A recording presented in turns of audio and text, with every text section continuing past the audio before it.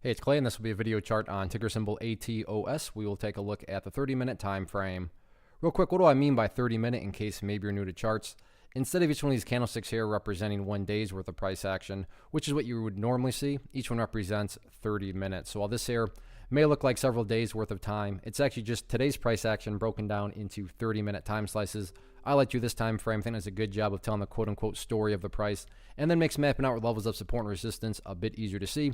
Been doing this analysis on a very routine basis. In fact, first alerted in my private trading chat room down around here. It was on the morning watch list. And so the day traders obviously didn't take advantage of this, but for the swing traders in the community, yeah, we have some very happy people. I mean, this thing has made an absolutely monster move ever since showing signs of life back there on the 26th. And even if you're not a member of the chat room, hey, congratulations on the swing trade if you've been riding this thing up, because this thing is looking very nice. So let's get some updates made. First thing I'm going to do is a little house cleaning. Get rid of that line. Yeah, it pertains. It's just not relevant anymore. And from a presentation standpoint, I don't want to risk causing confusion and clutter because there's lines all over the place. So let's just try to keep this as clean as possible. First update comes about from a foundational rule in charting, which states when levels of resistance are broken and closed above, you want to see them act as support. So right here at this 69-cent mark, that was a level of resistance going into the day.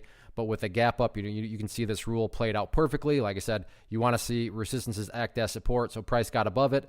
And surprise, surprise, absolutely beautiful real-life example of this former area of resistance now acting as support. So 69.70 cents, one of the newest areas of support for the chart. Taking a step back, looking at the big picture of things, assuming you care about more so the grand scope of it all, that's where the purple line comes into play, the 50-period simple moving average. Keyword being moving. As time goes by, that purple line is going to continue to move itself higher and higher. So from the very kind of simplistic way to look at this chart, again, assuming you care about the big picture, as long as the price stays above that purple line as the line itself moves higher and higher, then the bulls are in full control. The trend is in full health. How are you going to best visualize that? No questions asked. What about areas of resistance?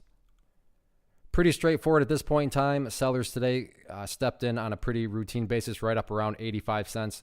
So 85 cents, public enemy number one going into tomorrow. But all in all, just keep on building higher bases like this thing's done since the 26th.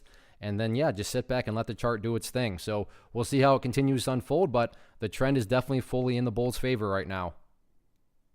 One of the biggest questions I get is, hey Clay, how do you find the stocks that you trade? So what I've done is put together a free resource guide where I talk about the tools that I use to locate stocks that I find interesting and think may have potential. So if that sounds like something that could add value to you as a trader, then click on the image that is up on the screen right now and I will email you the guide. The guide itself is very short and to the point, and best part, it's completely free. Thanks for watching the video. Let me know if you have any questions.